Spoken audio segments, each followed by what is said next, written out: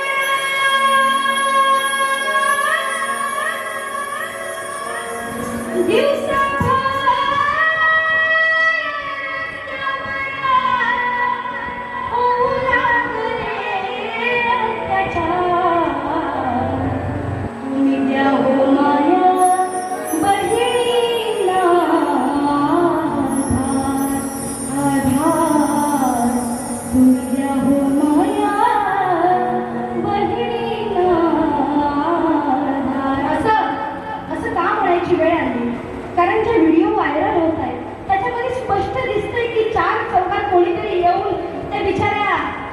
पोरीला मारतंय किंवा तिला चाकूचे वार, तलवारीचे वार, चॉपरचे वार चार चौकात भर रस्त्यात हे प्रकार घडत असताना आपली जनता मात्र व्हिडिओ काढते,